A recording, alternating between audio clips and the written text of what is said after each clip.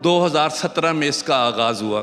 آپ کو یہ جان کر خوشی ہوگی کہ ان دونوں راضی ہاسپٹلز کے اندر اب تک 70,000 ڈیلیوریز ہو چکی ہیں۔ اب یہ سارے کام کے پیچھے پلاننگ کیا تھی؟ پلاننگ سے بھی ہٹ کر میں کہوں گا کہ نیت کیا تھی؟ نیت یہ رکھی گئی کہ افورڈیبلٹی اور کوالٹی کو یکجا کیا جائے۔ آپ جانتے ہیں کہ جب کوالٹی لائی جاتی ہے تو وہ چیزیں افورڈیبل نہیں رہتی، مہنگی ہوتی ہیں، ان کی کاسٹ ہوتی ہے۔ اگر آپ چیزوں کو افورڈیبل بناتے ہیں تو کوالٹی رہ جاتی ہے۔ تو یہاں ہم نے طے کیا کہ ہم کوئی امتزاج کریں گے، کمبائن کریں گے دونوں چیزوں کو کہ افورڈیبل بھی ہو اور کوالٹی بھی موجود۔ دوسرا بینچ مارک ہم نے اس اسپتال میں یہ رکھا کہ اس کا سٹینڈرڈ کم از کم اتنا ہو کہ اس میں ہم لوگ جو کہ بنانے والے ہیں اپنا اور اپنے بچوں کا اور اپنے والدین کا علاج بھی یہاں پر کروائیں۔ اور آپ کو یہ جان کر خوشی ہوگی، میں آپ کے سامنے کھڑا ہوں،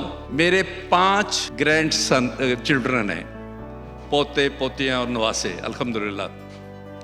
ان 5 کی پیدائش راضی ہاسپٹل کے اندر ہوئی ہے، اور ایک عام پیشنٹ کے طور پہ میری بہویں اور میری بیٹیاں وہاں پہ گئی ہیں، میرے اطلاع کیے بغیر گئی ہیں، اور الحمدللہ بہترین طریقے پہ وہاں پہ سٹینڈرڈ سے وہ کام ہو۔ تیسرا بینچ مارک ہم نے یہ رکھا کہ یہاں کے جو ریٹس ہوں گے وہ صرف سسٹینیبل بنانے کے لیے ہوں گے تاکہ علاج لوگوں کو مہیا کیا جاتا رہے۔ لیکن اس میں کوئی پیشنٹ بھی آئے اور آ کر اگر یہ کہے کہ میں علاج تو کروانا چاہتا ہوں لیکن جو آپ تھوڑے سے پیسے بھی چارج کر رہے ہیں ہم یہ بھی نہیں افورڈ کر سکتے، تو اس کو 1 ونڈو آپریشن کے تحت ایک بندہ اس سے پوچھے گا کہ بھائی یہ تو بہت کم قیمت ہم لے رہے ہیں، لیکن اگر آپ نہیں دے سکتے تو اب ہمارے پاس زکوٰۃ کے پیسے ہیں، اور اگر آپ کو زکوٰۃ لگتی ہے تو ہم اس میں سے خرچ کر دیں گے آپ پہ اور آپ سے کچھ نہیں لیں گے۔ اور اس کے لیے کوئی فارم نہیں بھرنا ہوگا،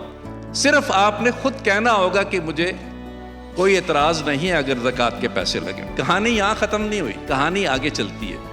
چراغ سے چراغ جلتے ہیں، اور اس وقت پورے پاکستان میں الخدمت فاؤنڈیشن کے 52 ہسپتال ہیں اور 50 میڈیکل سینٹرز ہیں، 100 سے زائد ڈائگنوسٹک سینٹرز اور کلیکشن پوائنٹس ہیں، 310 ایمبولینسز کام کر رہی ہے، 7.5 ارب روپے سالانہ کا بجٹ ہے الخدمت فاؤنڈیشن کا صرف ہیلتھ کا۔